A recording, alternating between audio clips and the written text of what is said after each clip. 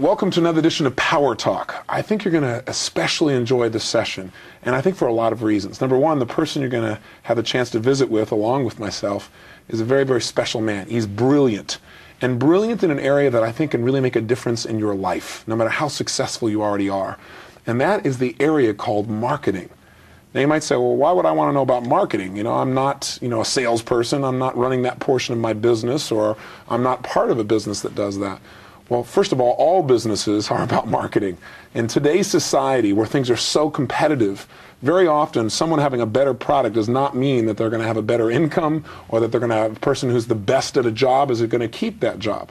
We're living in a society right now, as you and I both know, where there's downsizing going on, where companies are going out of business very rapidly, and where doing the best job does not guarantee you a sense of certainty about your future. And many people are finding that what they were trained for years is disappearing. So I think a power talk that doesn't just inspire you, but really gives you some fundamental tools on how you can take control, how you can create a competitive edge for yourself, how to market yourself, or how to take the business you own, if you own one, and market it more effectively, is one that is extremely timely and one that I think can make a difference in your life. The secret, of course, for me was, okay, if I'm going to do this subject, I could talk about this, or I could bring someone in who I have tremendous respect for, who I think is one of the best in the world in this area, and I chose to do that. And we're going to get a chance then to visit with a man by the name of Jay Abraham. And Jay is a phenomenal human being. He's quite articulate. In fact, he may use language that'll leave some of us in the dust. I'll have to make sure if he uses some terms that I'll be the person to interrupt him and say, what does that mean? But he's an amazing man. He is a gentleman, for example, to give you a perspective, who's taken part now in more than 10,000 businesses. More than 10,000 companies are using his principles to run their businesses successfully. He's earned more than $20 million just from his consulting fees in the last 20 years by adding value to companies, by coming in with a brand new perspective about how do you get your message across, how do you get people to want your product or service. So I want to get across a couple things to you. Number one is you listen carefully for those distinctions that will relate to not only where you are today in your life, but where you will be in the future. Today you may not own a business, but what he's talking about how to market a business, you can relate to a future business you may own, or you can relate to the idea of marketing yourself within your own company so you are valued. So if there is a downsizing that occurs, people will see the real value that you have. And the principles he shares are also quite fundamental. They require us to think differently. So I can tell you all about his accolades in terms of his write-ups in the LA Times and Success Magazine and the founders of Federal Express. But I think what's more important is who this man is and what he can share with you. So without any more platitudes, I think I should invite him into this conversation. Jay, thank you so much for joining us. Thank you, Tony. Listen, we're here in San Diego, so you may hear some jets flying over our head because we're right next to the Top Gun school, which is kind of appropriate dealing with you, sir. You are a Top Gun. I understand now that you charge $3,000 an hour for consulting, and most of that is done by telephone. You're not even there in most cases. Your seminars often cost between $5,000 and $25,000, depending upon how many people you allow to be in there. What makes you worth this kind of money to businesses and individuals? What do you do, sir? I teach almost any kind of business or professional, Tony, how to harvest the windfall profit that's sitting in every business and most people don't allow themselves to mine. I teach people how to turn one-shot sales into ongoing perpetual streams of income, and I think I teach them how to have a lot more fun basically competing and gaining competitive advantage over everybody in their marketplace or in their industry. I've heard you say many times that you think that virtually every business you've ever looked at, and you've looked at more than 10,000, has between, I think you said, 10,000 and $1 million of asset, of dollars that are just sitting on the table that they really aren't seeing. And quite honestly, when I first read some of your materials, I thought, this is like a lot of hyperbole. But as I've gotten to know you personally throughout the years, and as I've seen the hundreds and hundreds of cases, I mean, you really have consistently produced those results. Where is this money? Where do we find this within our businesses? Is it really there? Yes. It has to do with an interesting aspect of leverage that not 1 in 1,000 business owners, CEOs, or accountants ever recognizes, that the intangible assets. And that means the advertising, marketing, sales, goodwill, customer relationships, distribution centers, and expertises that a company possesses, and ways they could infinitely more effectively, productively use them to their advantage. So let's talk about what that really means. You know, Peter Drucker, like most business people, we're both pretty good fans of his, and he says that really there are two questions in business. Question one is, what business are you in? And question two is, how's business? He said, that's it. I would say there is probably a third question, with all due respect to Mr. Drucker, and that is, how do you improve business, which is really the question you tend to answer. He also said that all businesses, they're designed to bring in a customer. That's the only purpose of a business, right. And that can only be accomplished through marketing and through innovation, that those are the only two functions of business, and that everything else is an expense. That's true. So tell me, let's say you're going to walk into my business tomorrow, you're going to walk into a local entrepreneurship. What would be the first thing you'd sit down to show them how to, quote, harvest these profits that aren't there? What would you do? Let's make this practical. Maybe Sure. give us an example. Oh, absolutely. Well, I mean, I can do an inventory right now. I can do a little self-audit. Would that be useful? Sure. Okay, the first thing I look at is, what are you doing that you're not getting leverage enough out of? What does that mean? Well, it means this. Every business, knowingly or otherwise, is engaging in certain money-rendering, selling, or customer or prospect generating processes they don't even recognize, let alone measure and analyze. Until and unless they recognize what they are and they measure how they're doing, they can't begin to see how much better they could be performing. Now, let me stop and talk a little bit about leverage in the new context that we're going to talk about. Okay. Most people, particularly people who have a financial bent, think of leverage as having two quotients to it: upside potential, downside risk. That happens when you buy real estate. That happens when you lease a piece of capital equipment. That happens when you buy any other kind of an investment with a little or nothing down and a future payment obligation. I don't want to deal with that. I want to deal with the most wonderful kind of leverage each and every business person, and probably almost everybody who is gainfully employed in any activity to an employer has, and that's upside leverage, parenthetically. It costs you as an employer, as a businessman or woman, as a professional, the same fixed amount, no matter what it is you do to drive business into your company. If you run ads, if you have salespeople, if you generate a referral type of a subtle, understated type of approach, if you do direct mailings, if you have outside field people, if you use manufacturers' reps, if you run ads in trade publications, if you do trade shows, whatever you do costs you X to Be in business, to drive customers into. Okay, but that X is a fixed cost, and it has no correlation to how the action or the process performs. In other words, you're going to pay that much no matter how much reward you receive. Exactly. The same ad that cost you $10,000 in tomorrow's Sunday LA Times can produce one order or call, 10 orders, 110. The same mailing piece can pull 0.5% response, 3%, 10%. The same salesman or woman can close 1 out of 25 people called on, 1 out of 15, 1 out of 5, 1 out of 2. Correspondingly, that's only the first layer of this wonderful upside leverage everyone has and few people recognize. So explain to me for a second then, so you don't lose me or the group here, so I understand exactly what you're saying. You're saying in most investments, I'm going to invest my money and I've got a potential return, but I've got also potential loss. You're saying in a business... Most time, that loss is very imminent and very frequently occurs. Okay, so in other words, there's a great chance that I'm going to lose my money in the investment unless I'm going to get a very small return. I'm going to put it in a savings account or a money market or something like that. But if I want to get a large return, a decent return, if I want to get a 20% return or more, I'm going to be aggressive and I have a great chance of losing my money or a portion of my capital. You're saying in a business, because of the power of marketing, there are ways of leveraging my money where I get a 20 or 30 or 40 times return for my money. Or 200 or 400 or 2,000. Which I'm really not going to find in a passive investment per se. Well, particularly with zero downside. Now, how do you get zero downside? I know you talk about this. Well, you often say that, listen, if you want to really develop wealth, the way to do it is through, your own business, as opposed to passive investment, because the upside is so much greater and there's almost no downside. And yet, the reality that we read every day in the newspaper tells us that 2 out of 3 businesses that begin 5 years from now are going to be around. So, that's exactly right, because they don't use any of these dynamics. Okay, so tell me what you mean then. How do we achieve this leverage and at the same time produce the level of security you're talking about? Okay, well, first it comes from analyzing, measuring, identifying, and then replacing certain underperforming aspects of your selling, your marketing, your advertising operations with alternatives that perform better. And that's what you're an expert really at doing. I would say so. Yeah. Give me an example where you've done that so we get some kind of a frame of reference. Give us an example where a portion of a business was underperforming or the marketing was underperforming. You came in. What was the result? Okay, I'll give you 2 or 3 real quick. Okay. First of all, I got to give you a reference frame. You got to think about what could be underperforming.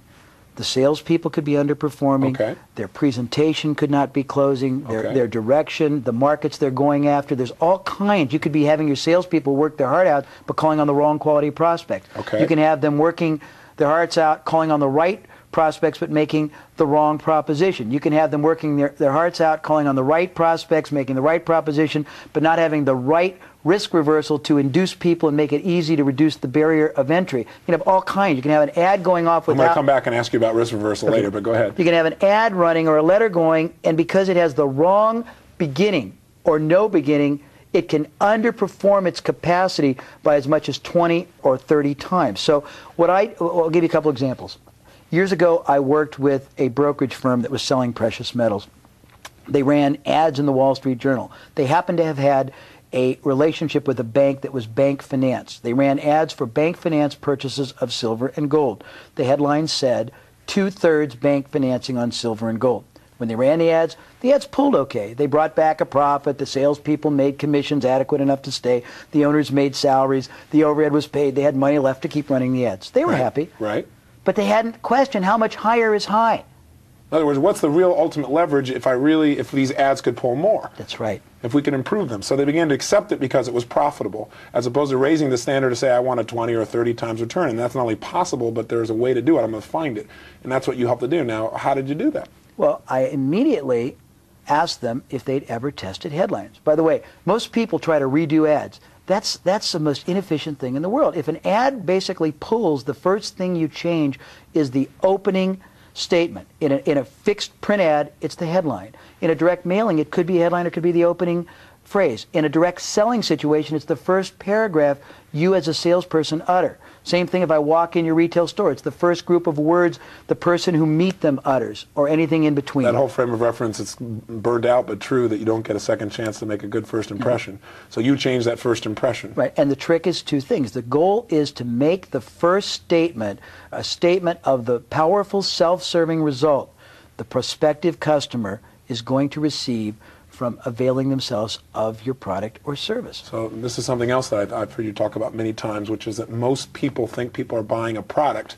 Not true. What are they buying? They're all buying a result. They're buying a benefit. They're buying an outcome that's very self-serving to the end user. People could care why you're in business. People could care if you need to make payroll. People could care if you're the greatest or the worst. They don't want to even be intruded upon. The only reason they deal with you, or they let you deal with them, is to some extent or another, they see an advantage in it for themselves. The greater, the clearer, the more powerful you are at expressing, articulating, demonstrating, illustrating, comparing how you render that advantage better than anyone else you deal with, the more business you get. But I'm getting ahead of myself. Well, but in truth, though, the secret is being able to do that as quickly as possible, especially in today's society where people give so little attention to something. They want their needs met, they want them met now. That's the purpose of having a powerful opening premise, a headline, a prefacing statement that is either uttered, written, or printed. So back to my story, I got on a tangent.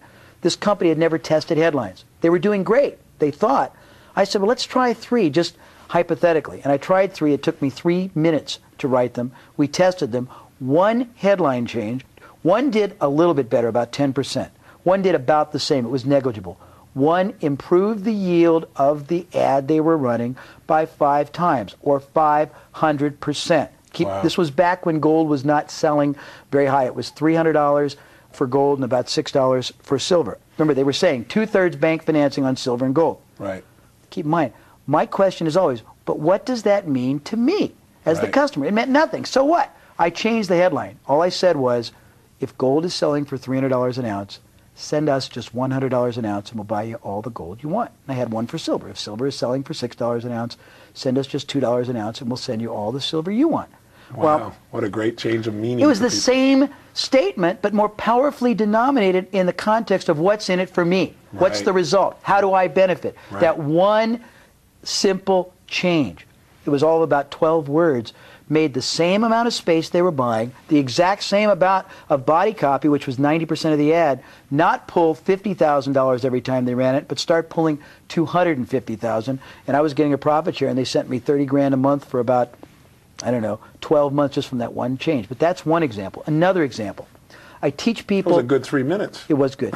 I teach people how to identify, analyze, and measure what I call the marginal net worth, or the lifetime value of a customer.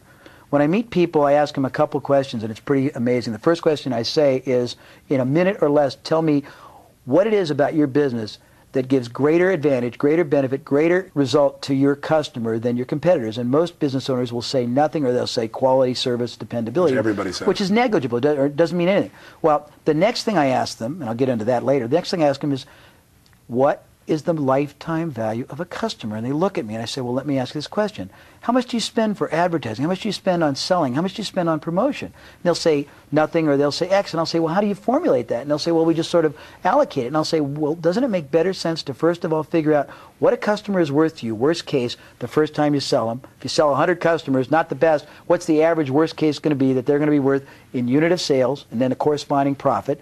Of those 100 customers, how many will come back if you do nothing else but just let them just migrate the way they do in month 1 or month 2 or year 1? How many will go year 2, etc.? What will the projected long-term value that each customer is to you in net bottom line profit be? No one ever looks at that. In my mind, until you know what a customer is and will be worth, you can't possibly understand how much you could afford to do or spend to acquire them. Back at the story. I had a client, fascinating little client. They sold fluid transmission products. You know what that is? Yeah. PVC pipe that carries fluid for manufacturing, for agriculture. They came to me and they said, oh, it's for Lauren. They were almost out of money. They had 6 salespeople doing whatever they wanted to do, not managed, trying to sell farmers and manufacturers. And they had a compensation program that was pure commission. The salespeople got approximately 10% of the profit. If they made $1,000 on something, the salesman would get 100. The house or the company would get 900. They said, well, what can you do? Come up with some brilliant idea. I said, it doesn't need to be brilliant. All you got to do is tell me what the lifetime value or the marginal net worth of your customer is. And they said, well, what do you mean? I said, go back and come back in a week and tell me, first of all, what the average, worst case, new customer is worth to you in unit sale the first time. Worst case, how many times that customer will buy from you in the first year. Worst case, how many years they'll be with you. They were shocked. They came back. They did a reconstruction. Turned out that the worst case, the customer, I'm not going to tell you the gross sale because that doesn't matter. From a profit standpoint, the initial first sale, on average, worst case, was about $200 gross profit to the company. Right. Of that, 20 went to the salesman or woman. Right. 180 went to the company. On average, the average customer bought from the company, let's see, 5 times a year for 3 years. Wow. So it was basically each time they got a new customer in the door, they were accruing $3,000 in cumulative profits they'd never recognized. I said, well, your problem's simple. They said, well, what? And I said, all you got to do is set up a basis with your salespeople where, as long as they keep their production levels from their existing customers at or above what they've averaged in the past, give them 100% of the profit on every new sale that they accrue. They'll be 10 times more motivated to bring in new customers than they were in the past. So they make $200 instead of $20. But every time they made $200, the house was accruing $2,800. Yeah, $2,800, right. And they said, well, it won't work. And I said, try it. Make a long story short, it tripled sales. And it took me about 3 minutes to figure that out. It doesn't have to be that hard, Tony. Let's talk about the business you did with Icy Hot. I think that's another good example of this. And what we're really talking about is leverage. How do you really get a result that's multiplied many times just by using some ingenuity? I mean, this is what I call regeneration. You're taking these dormant resources, you're using human ingenuity to look at it in a brand new way, redeploy those assets in a new way, and get a tremendous increase in the quality of life, either for the business or your life. I also want to relate this to people who maybe don't own a business. Because people who own a business still have resources within themselves that have to be redeployed. Some of the same ingenuity, some of the same thinking process. They're not leveraging their time. They're not leveraging their creativity to get the greatest result. Or their knowledge base or expertise. Well, give me an example of that then. Let's talk about what kind of individual who doesn't own a business. And actually, I'm bouncing around here. I want to give me an example also of this business Icy Hot, because I thought that was a great example of leverage as well. Okay. Why don't you start with that, and then let's talk about what we can do for an individual. Yeah, there's 3 stories. The first story is most people, they allocate in their business a budget. It can be a sales budget, it can be an advertising budget, it can be a marketing budget. I've learned from masters that you have an infinite upside budget if you stop looking at budgetary figures and start looking at allocating an allowable cost per sale or per lead or per transaction. So instead of saying we've got $100,000 in our budget here to produce sales for this particular event or situation, I want to say I've got a certain number of people. I'll spend $25, up to $25 a prospect or up to $100 a sale, and you can bring me all the sales you can for that. Because I know that there's a back end. Because you've analyzed and you know the residual value, the stream of income, the lifetime value if you do nothing else. And that we're going to get really excited later. We can show you 20 different things you can do to make that higher, but if you do nothing else, you understand that. So I worked with a company that sold a patent medicine like Bengay or mentholatum that was called Iceot. It still is called Iceot. It's a glob of gelatinous goop, a balm of menthol salve, and it happens to have a very good therapeutic external effect on bursitis, neuritis, arthritis, and other kind of rheumatic type things, and it's a temporary and a very blessed relief-giving product, quite a good qualitative product. We bought this old company that had almost no business. We were going to put it under and just use its facilities, but we kept getting letters and letters and letters from little old men and women who'd been buying it for years and years, begging us to keep selling it because it was the only thing they could use to get their arms moving and their legs walking and their pain subsiding. So we decided, okay, let's try to build this. But we didn't have a lot of money, and we had this philosophy of not paying for advertising, paying for results. Product sold for $3 for a jar. We went to advertising mediums galore. We went to 1,000 radio stations. We went to 200 television stations. We went to about 100 magazines. We went to, I think, 100 catalog companies and mail order companies. We went to all kinds of other non-traditional forms of selling you wouldn't even understand. And we went to them and we said, if you will offer our product for sale to your customers, first, it will not be any kind of a competitive product because it only adds value. Sure. Number two, it sells for $3. You may keep 100%. Everyone thought we were crazy. What? Selling something for $3 and not making even the cost of producing the goods? So you actually, you gave them the product for free, let them sell it and make all the profit. And keep the money. And keep all the money. All we asked them to do was send us promptly the name and the address of the customer so we could make certain that customer got their product promptly and were satisfied. Now, why would we do that? Because we had analyzed from the past what the residual or marginal net or lifetime value of a customer was, and we found out that every time we brought in two, one of them would migrate for about 10 purchases a year and make us about $25 net. Every time we gave up, not $3, because it wasn't costing us $3, it was costing us about 45 cents in volume to make the product, put it in a jar, ship it out bulk rate to the customer.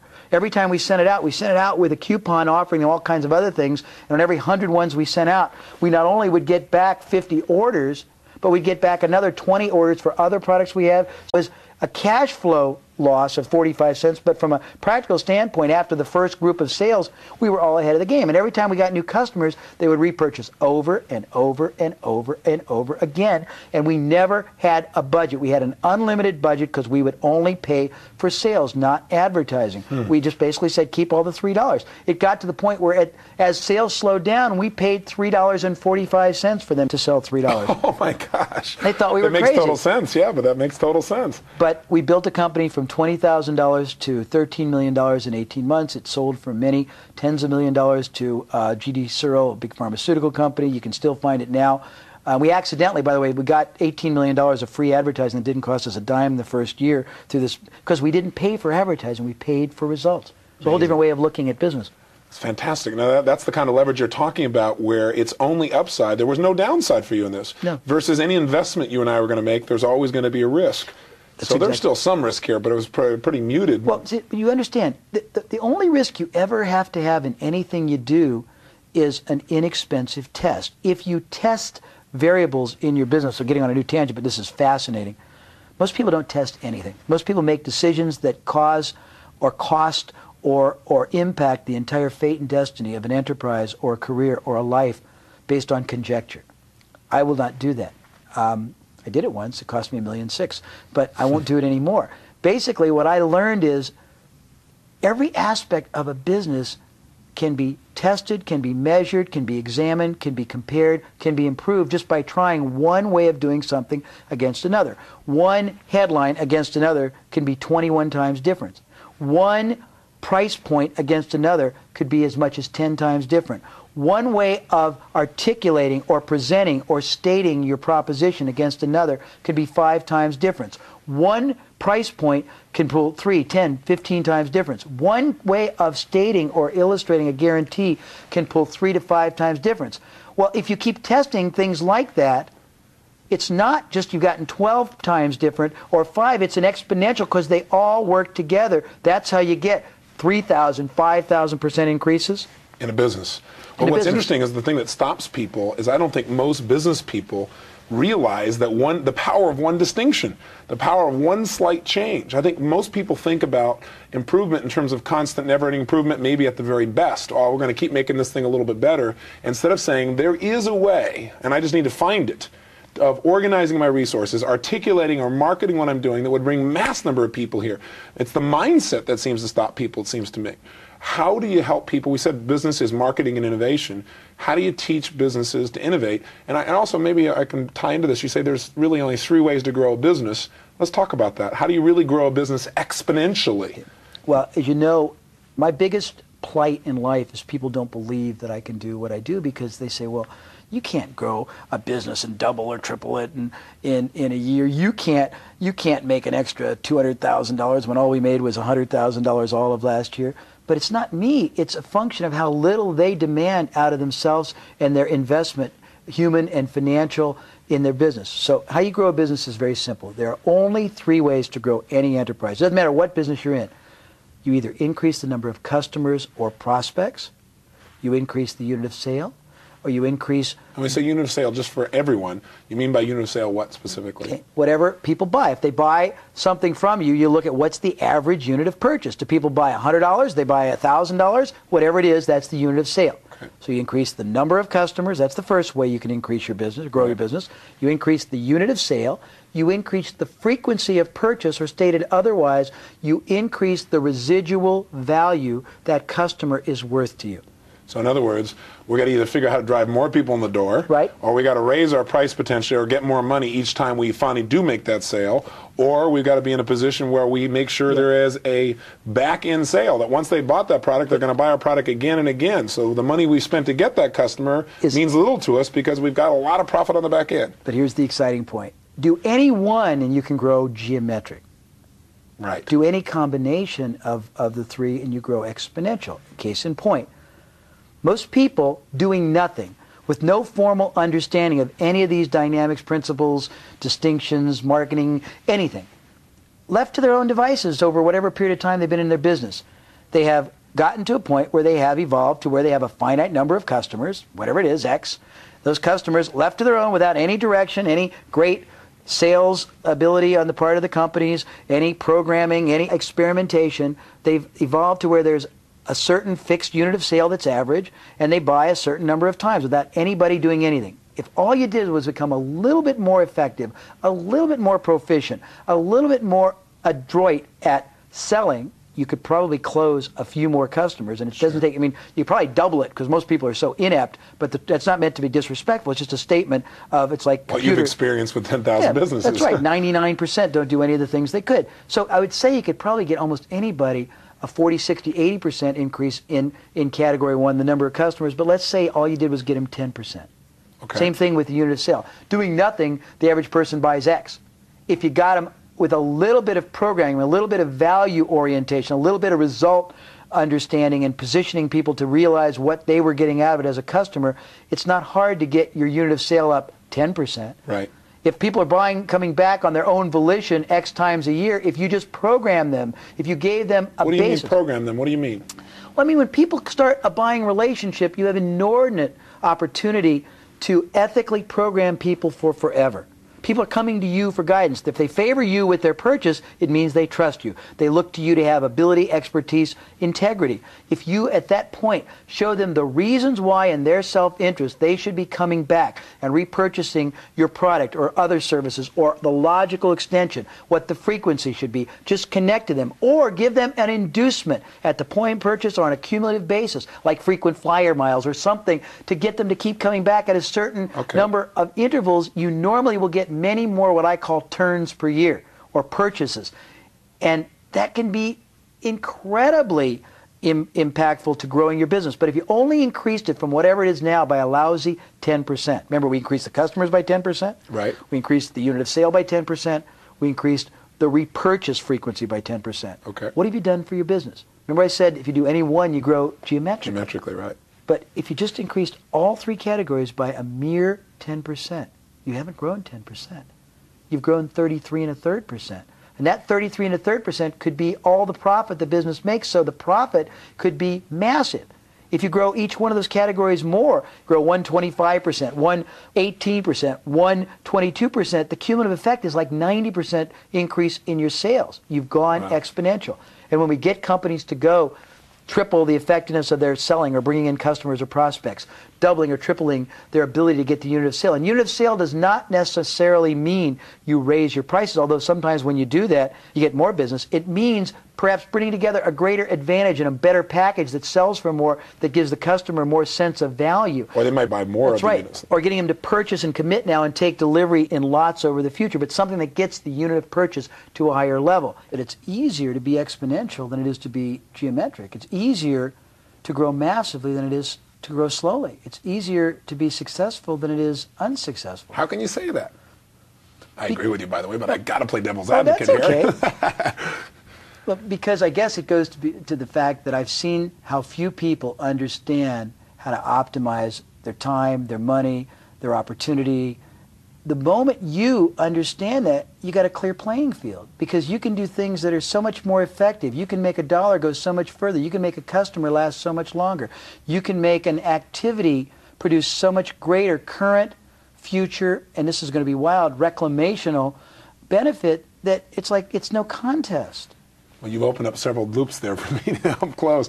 Let me come back to it then. Now, what stops people from optimizing? Because that's really the term we're really talking about here, is how do you really optimize? What is optimization? Let's talk about that. Let me tell you what stops them. And what stops them? Mindset, right? Well, I'm going to say this. Their expertise. They have too much expertise, too deep.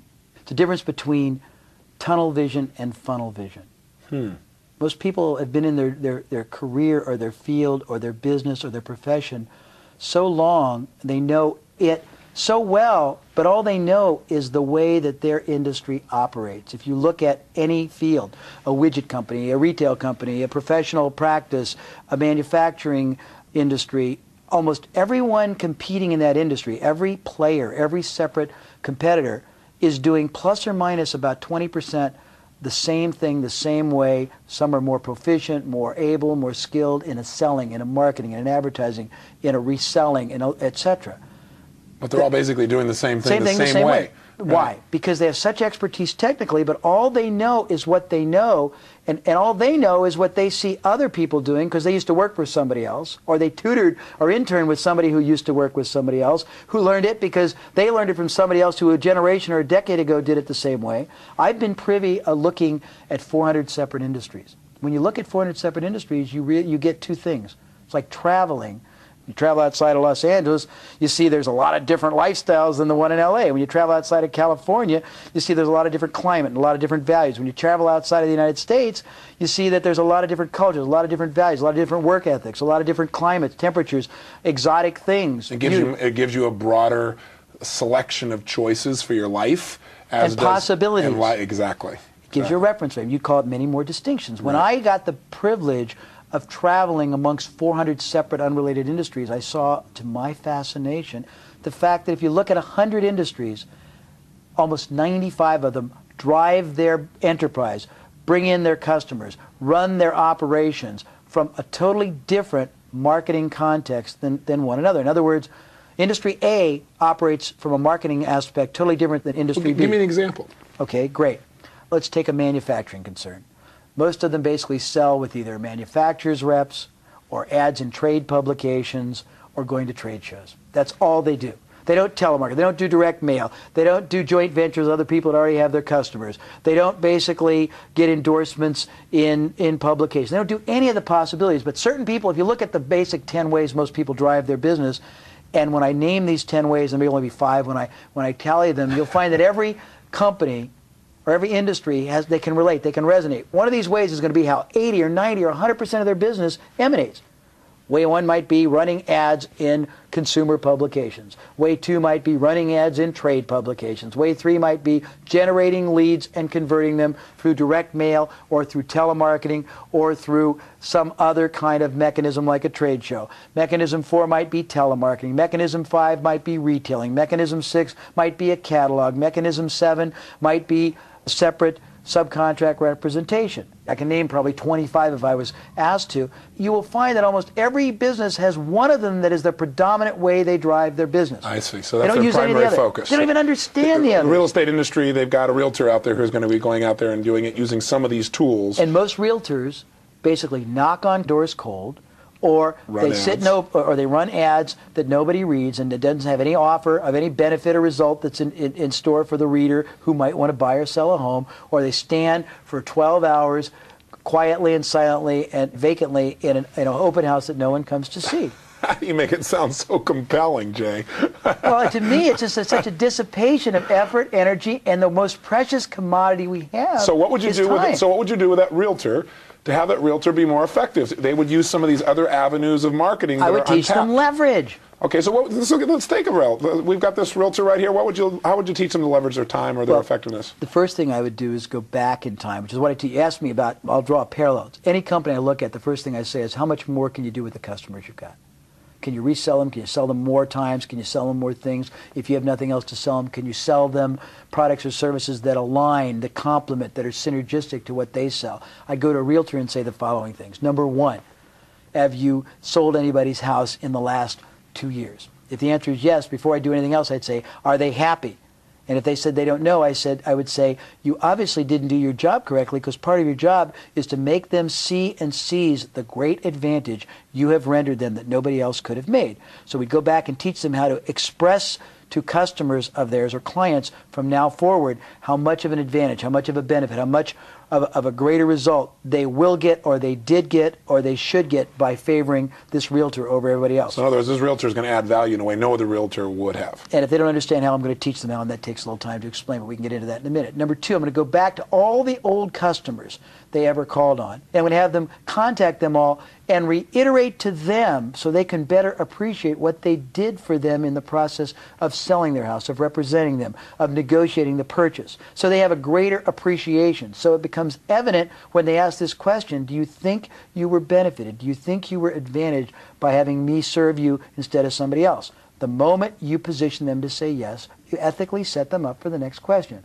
Then in the scope of your life, Tony, you must at any given point, knowing the moving parade of life, meaning the changes, the continuum going up and down, you must have an inordinate number of friends, of relatives, of coworkers, of church members, of associates who are either, because of changes in their life, because of children moving out, because of deaths, because of divorce, because of improvements in their stature, are either in the process of wanting to sell or wanting to purchase a home or a second home or a different home.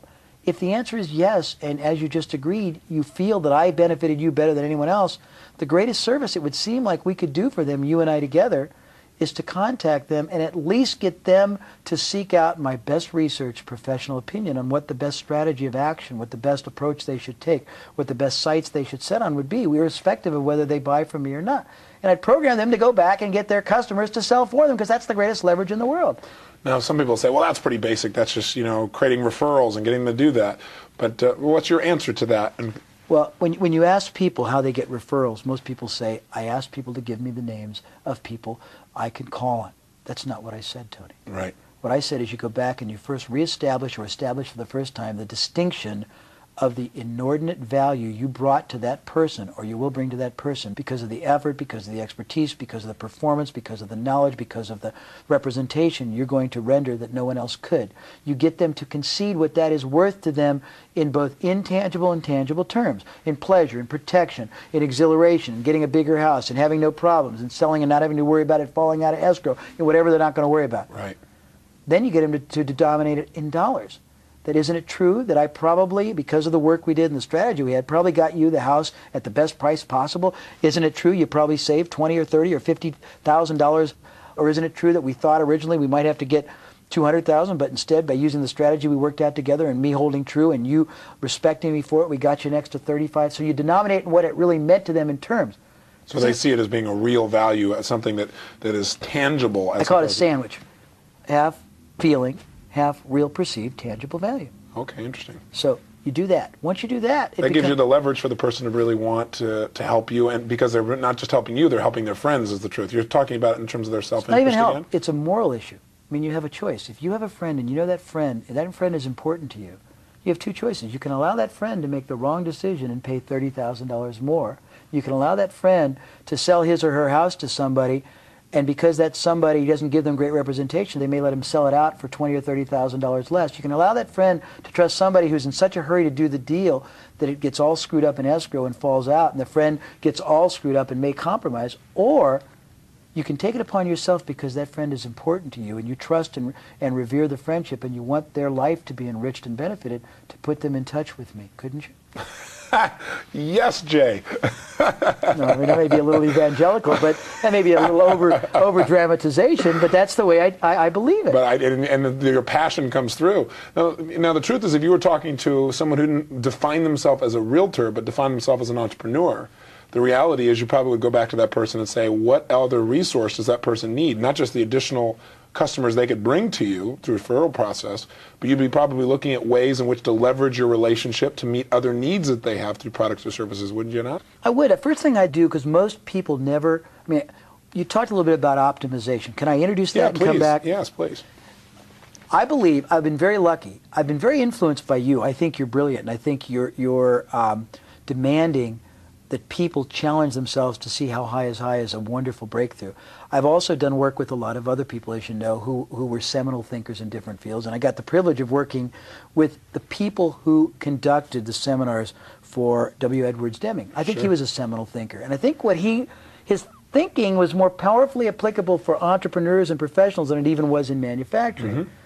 He extolled a philosophy of optimization, which in my paraphrasing is basically, you should never do anything unless you can get the maximum benefit, the maximum yield, currently and forever, from the minimal waste and the minimal effort. And in order to do that, you've got to understand a couple of, I guess you'd say, distinctions. First of all, everything a business does is a process. And as a process, it can be measured, it can be compared, it can be quantified, it can be improved. Give us examples. Okay. You own the business. You called on customers in the past probably to start the business. You probably started it, and when it was a small business, you didn't have a sales force. You probably were it. You became so adroit, so adept, so capable at calling on people, and perhaps unconsciously or subconsciously presenting the greatest advantage to them, that you probably had a very high success rate of both closure, meaning if you called on 10 people, you probably sold 5, and the average person you sold probably bought $1,000 or $2,000. Okay. But most people probably aren't as passionate, as clear, as demanding, as capable. Your average salesperson now might need to call on 25 people to sell one, and his or her average sale might be 200 instead of the 1,000 that you average and could go out and average tomorrow. Okay. Okay. You run an ad. You run an ad in the LA Times. That ad produces 50 responses. You run an ad in another publication, it only produces 10 responses. Those responses come in. One time you'll close 50% through whatever process. Telephone selling, sending out literature, giving them brochures, going into their home, having them come to you. Another time you only sell 20%. Well, there's processes galore. You've got to measure and analyze what processes impact your business, what the dynamics are. There are two sets of dynamics. One, the dynamics that bring action to bear, and then two, the dynamics that impact the dollars that keep flowing in. In other words, certain factors bring more or less people in or convert more or less people. Other factors impact the dollars those people spend and the frequency or the continuation of that expenditure. So you're back end again. Yes. Okay. So you got to measure all that. Okay, so that's one. That's the first principle you got from Deming. Okay, so what you do, you measure it. So whatever you do, whatever you are right now is what's called your baseline. Whatever it is, it is.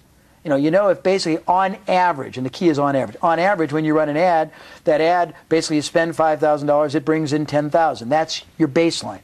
If on average when you make a presentation or you get 250 prospects or 50 prospects come in your facilities or you call 50 prospects and you convert X is your baseline on average. Right. Whatever the unit of sale is your baseline. You got all these baselines. Okay. Your goal is first of all to identify what your baseline is and then identify what the variance is. And the variance is the differing performance levels that occur when other people or other mechanisms are used, and some are better and some are worse.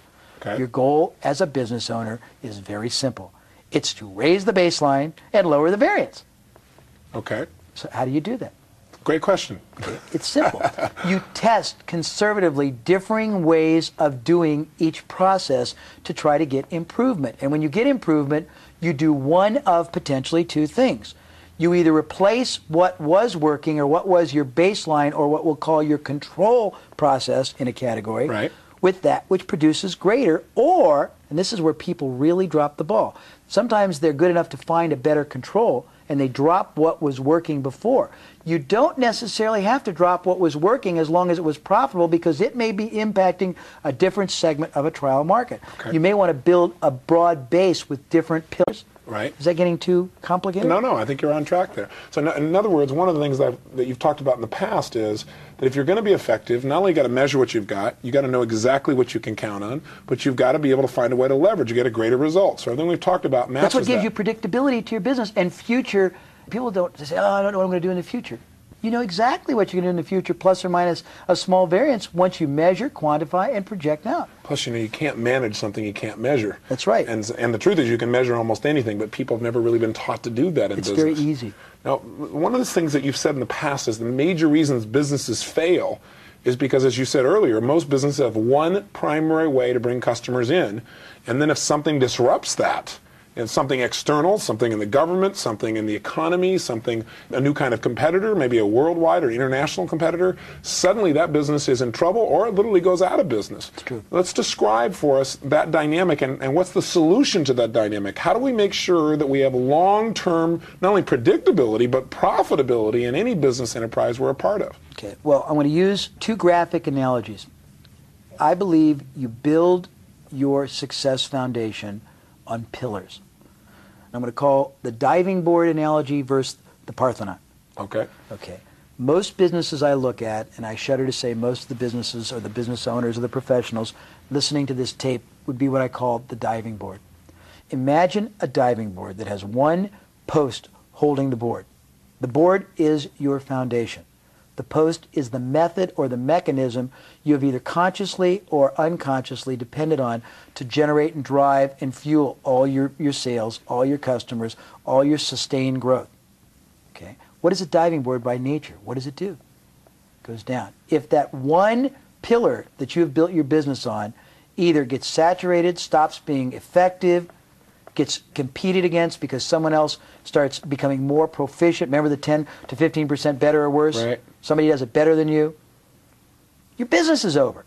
I believe the diving board collapses. The diving board collapses because diving boards won't hold you up anymore. They go down. What are your diving boards used for? Not going up. Okay? And too often times people do a perfect triple off the high, but there's no water in the pool.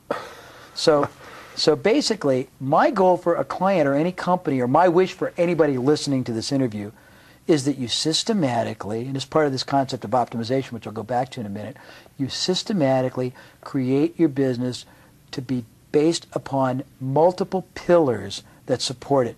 One pillar can be whatever it is you do now. The next pillar will be another alternative form of selling or of generating business or of lead generating. Another pillar, so it could be that one facet of your business is direct selling. Another facet could be telephone marketing. Another facet could be joint ventures or strategic alliances. Another facet could be a different kind of direct selling right to the customer. Another facet could be joint ventures with manufacturers' reps. Another facet could be contingency or shared revenue type selling with advertising mediums, radio stations, publications. So in other words, if one of these pillars goes out, it's a nagging inconvenience, but it'll annoy you and eliminate 10% of your business, but it will not debilitate or terminate your ability to exist or subsist. It's fascinating because my business career started out with my desire to share ideas that I thought would make a difference in people's lives, and it started out with one avenue, which was one-on-one consulting, working with people, and then gradually it grew into the seminars, and then gradually I began to realize I've got to have, if I'm going to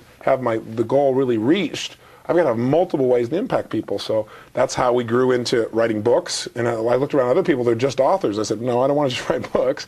I want to have access to be able to change people's lives through books and profit from that. I want to be able to do it through audio tapes. I want to use television as a source. I want to make sure airports are a source of that kind of avenue. I want to make sure I have some outside promoters. I want to build my own team. And it's paid off. You told me I was a point in my career early on where I was totally dependent upon outside sources, and some of those promoters went out of business, and that's why I built the company, because I said I don't ever want to be dependent. But you saw firsthand this happening. Oh, it's amazing. But you also have another permutation. You could have started your business perhaps just working with people who had a bad habit they wanted to end. But now you appeal to a broad spectrum of different... Not only did I get multiple channels of distribution, but I said I want to help people emotionally, I want to help them financially, I want to help them physically, I want to help the predominant, most important areas. I want to be able to help turn businesses around. So you're the personification of that. That's interesting. That's really interesting. And the most important... It gives you, the thing I can say to those listening is it gives you unbelievable certainty about the future, because that's real security, isn't it? I mean, it's unbelievable, because you have so much critical mass, you have so many ways to add value to people's lives. You don't ever have to be concerned about, well, can I do this successfully, or what if something happens? And so people looking at a comment, because I'm going to predetermine a question people are probably thinking to themselves, what an expense. Au contraire. I approach every pillar as what I'll call an innovative profit center. Okay. You should never do anything that doesn't produce a profitable outcome for you, that doesn't basically dovetail together, that doesn't reinforce and make everything else you do even stronger. Synergistic, exactly. So when you do that, that's what gives you this incredible... Let's give some people some examples. Give us some examples with some businesses that had the diving board metaphor. They had one basic pillar holding them up, and you helped them to build a Parthenon of strength and endurance. Can I tell you how profitability? I'll tell you how we grew back in the high inflation days. Precious metals were a very popular hedge, and I did a lot of work with people there. I can tell you we grew a company from $300,000 in sales to $500 million in 18 months. That might be interesting. That might be fascinating. Let's try that. Okay. I had a company that basically had no formalized marketing whatsoever. All they did basically was they had a relationship at that time with a small newsletter who occasionally recommended them, and whenever they made a recommendation, their phones would sort of ring and they would get business, and it was enough to keep the doors open. I saw that they were a very qualitative firm. They gave very good advice. They were understated.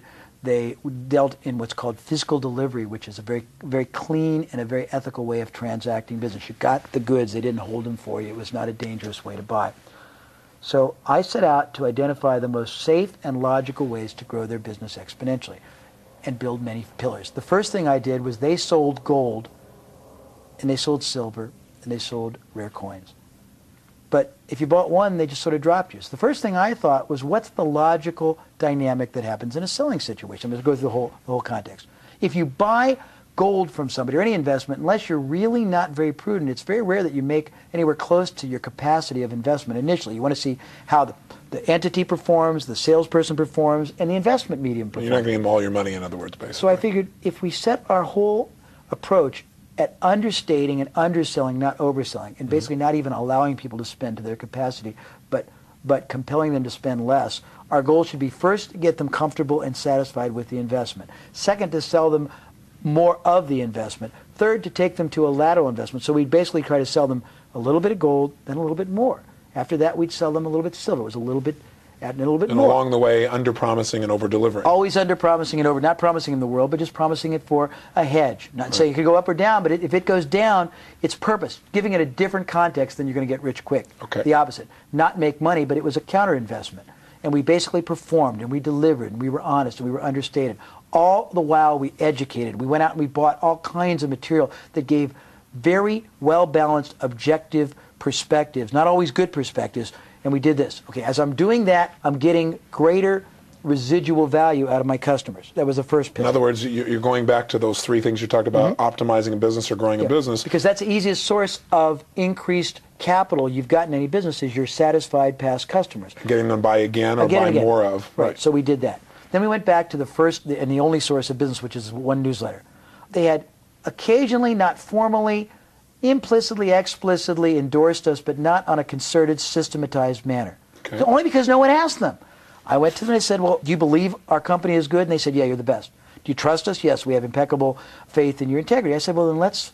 So people don't make a mistake and get buried by somebody else. Let's formalize this. So I set up a program where every time a new subscriber came in, they got a new member kit that told them that we were the recommended dealer, and they gave them a buying advantage, and they gave them information. I set up a regular 4-time-a-year insert in their newsletter that promoted us. Once every 6 months, we mailed externally an endorsed letter for them and a direction to action. That was the first thing.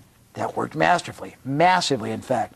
When that worked, I thought, should we be satisfied with one, or should we replicate it? So I went out systematically and set up relations with all kinds of other people. So you began to leverage, just like we talked about earlier. Cookie cutter.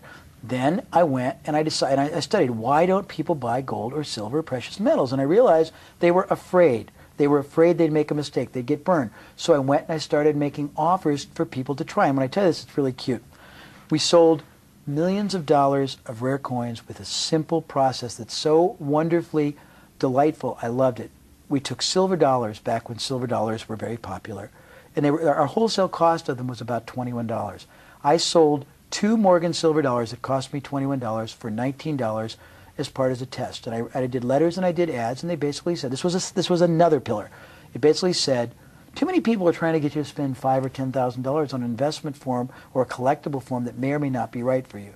We don't think that's correct. We think you should first get comfortable. You think you should study for yourself privately, the case, the investment. So we went out and we bought $100 worth of research reports, all kinds of interviews with all kinds of respected, unimpeachable experts, but we were able to reproduce them in mass quantity for like $3. Right. And we paid just royalties for them. So we gave them $100 worth of information that was unduplicatable, including interviews with people who thought gold, silver, and rare coins stunk, because we wanted to be balanced. We wanted to make their own. Great. We gave them the rationale historically. We gave them an Austrian School of Economics perspective. We gave them the downside, the upside, and we sent them 2 coins because we felt you couldn't understand why all the interest unless you held them in your hand. You saw the historic significance. You thought about what happened back 100 years ago. You saw the unbelievable mystical effect silver could have in your hand.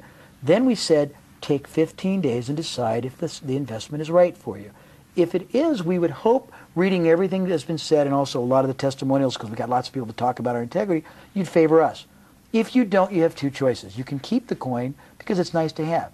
If you don't want to keep it, send it back to us and we'll give you $21, not the $19 you spent, because frankly it cost us $21 wholesale, and we want you to be able to say that the one investment you made in rare coins, you made a profit. I sold 100,000 people. This shows the back. 100,000 people, and I'm going to be a little bit off because I can't remember the exact dynamics, a trial $19 sale. Of the 100,000, approximately 10,000 bought from us at least $5,000 worth. Wow. Of the 10,000, approximately 1,000 bought at least $10,000 more. Of the 1,000, approximately 300 bought at least $50,000 to $100,000 more. Of the 90,000 that didn't buy originally, I was able to go back to and got another 10,000 over the year to buy again. And that one little gesture added about $10 million to our business. That's another pillar.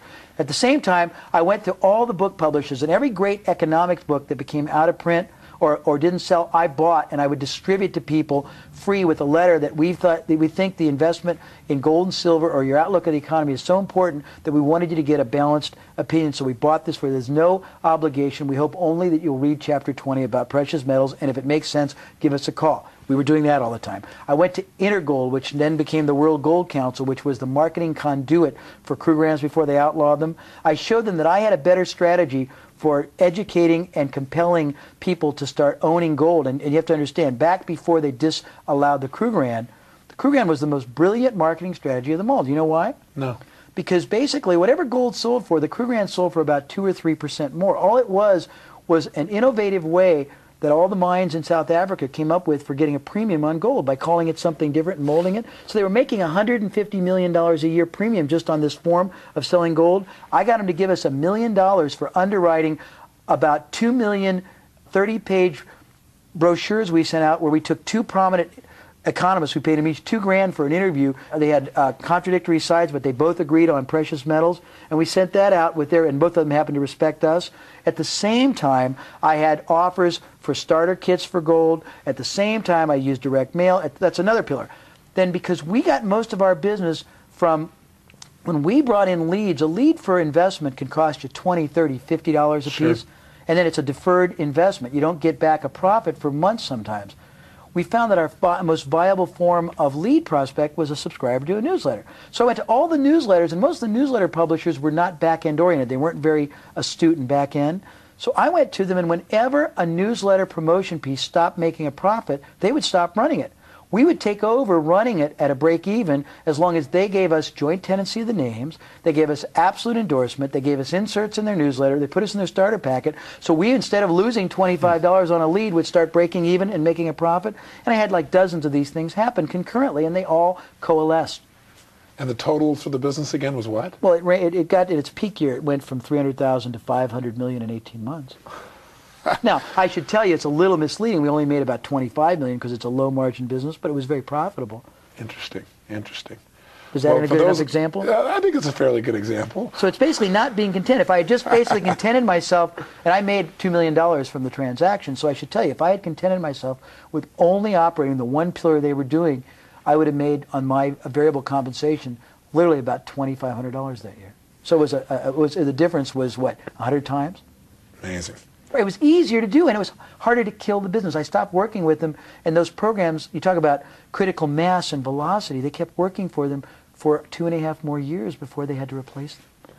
A lot of people listening right now are thinking, this is fascinating. I think some people will say, well, gosh, you gave them the coin. That's the puppy dog close. They had it in their hand. They were stuck there. You're inducing reciprocation. But the truth of the matter is that you can pick all the stuff apart. What's most fascinating is the intensity and passion in which you've hit all of them. In other words, you're figuring every single tool and how do you maximize. You're coming back to optimization.